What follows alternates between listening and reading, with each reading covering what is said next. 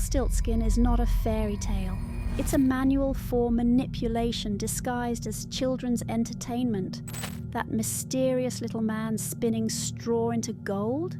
He's the blueprint for every predator who preys on desperation, every abuser who disguises control as kindness, every toxic partner who makes themselves indispensable before revealing the true cost.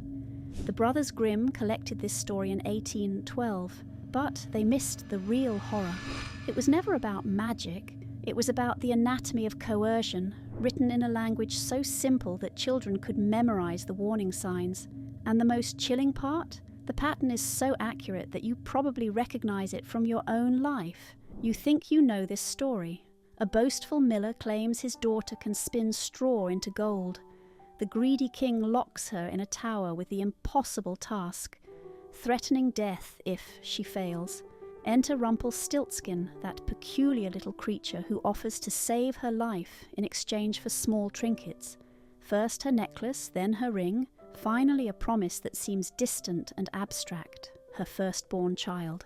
She agrees, spins her way to a crown, and lives happily ever after, until the bill comes due. When Rumpelstiltskin returns for the child, she's given one last chance. Guess his name in 3 days or lose her baby forever.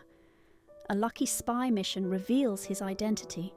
She speaks his name, and he tears himself apart in fury.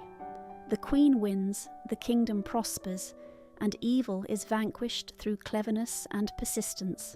Family entertainment, they called it. How delightfully naive. But here's what they don't teach you about Rumpelstiltskin.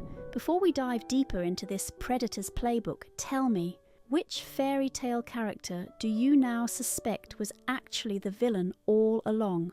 Drop your theory in the comments. This might unlock our next investigation. Now then, back to our master manipulator.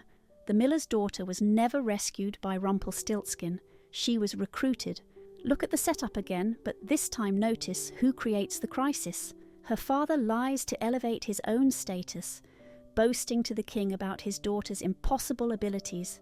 The king, motivated purely by greed, imprisons her under threat of death. She's trapped between two men who've used her as a commodity without her consent. She's alone, facing execution with 0 options and 0 power. That's when Rumpelstiltskin appears. Not randomly, not coincidentally. He shows up precisely when she's most vulnerable, most isolated, most desperate. Modern predators call this Amtor's love bombing. In 1812 they called it Tuesday. Notice his approach. He doesn't threaten or demand. He offers help. He positions himself as her saviour, the only thing standing between her and death. The payment seems reasonable, trivial even. A necklace, just a piece of jewellery for your life. Surely that's fair. She agrees because she literally has no choice. This is coercion disguised as negotiation. But here's the crucial detail everyone misses. He's not solving her problem. He's managing her crisis just enough to keep her dependent while escalating his control. The pattern repeats the next night, and this is where the psychological manipulation becomes textbook. The king has given her the same impossible task, the same death threat, and she's in the same desperate position. But now she expects Rumpelstiltskin to return. She's become dependent on her abuser for survival. The payment escalates, her ring this time, something more personal, more significant. She's being trained to give up pieces of herself in exchange for temporary relief. Each transaction feels reasonable in isolation, but together they form a chain of obligation that binds her to him more tightly than any prison. The third night reveals the true agenda. She has nothing left to give, no more possessions to trade, so he demands something she doesn't even have yet, her firstborn child. This isn't random cruelty, it's the endgame. He's manoeuvred her into promising him permanent access to her future, a claim on the most intimate part of her life, that she hasn't even lived yet.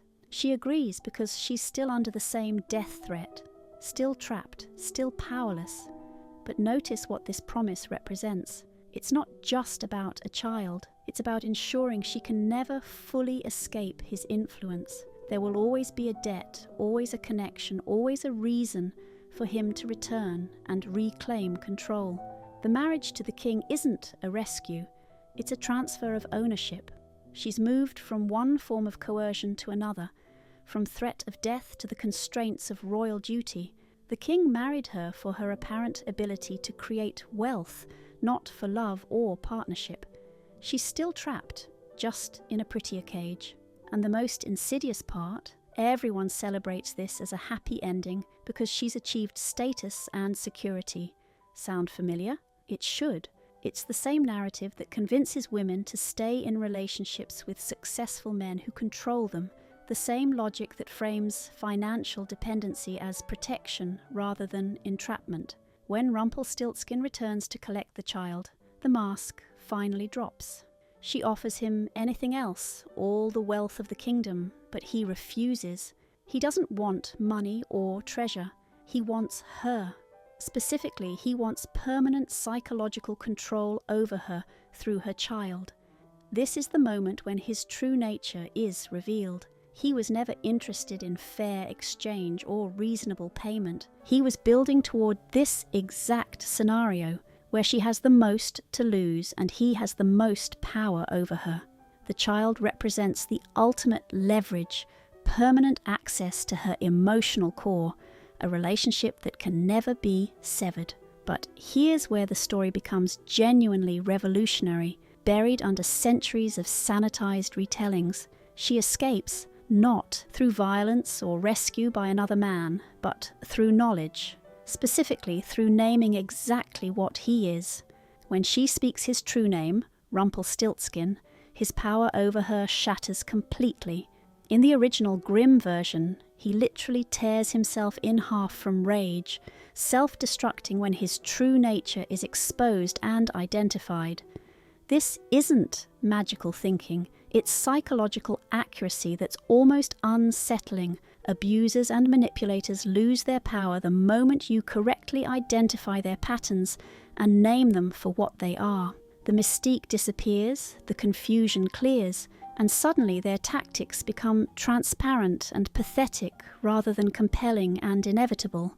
The Queen's victory comes from recognition, from seeing through the performance to the predatory reality underneath. She doesn't defeat him through superior force or magic of her own. She defeats him by refusing to be confused about what he is anymore.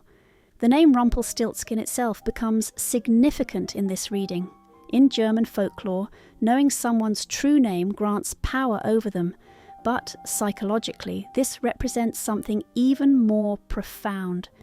She had to understand his exact nature, his specific type of manipulation, his particular brand of control to break free. Generic awareness wasn't enough. She needed precise identification: love bomber, gaslighter, coercive controller, emotional parasite. Whatever his specific pattern was, she had to name it accurately to escape it. The real horror of Rumpelstiltskin isn't that it's a fantasy about supernatural creatures demanding impossible bargains. The real horror is how perfectly it captures the mechanics of psychological abuse and exploitation that women still experience today. The targeting of vulnerability, the escalating demands, the creation of dependency disguised as help, the ultimate claim on their future and their children. It's a 200-year-old story that reads like a modern case study in coercive control, so accurate in its depiction that you have to wonder if the women who told this tale to their daughters were trying to inoculate them against a very specific, very real type of predator.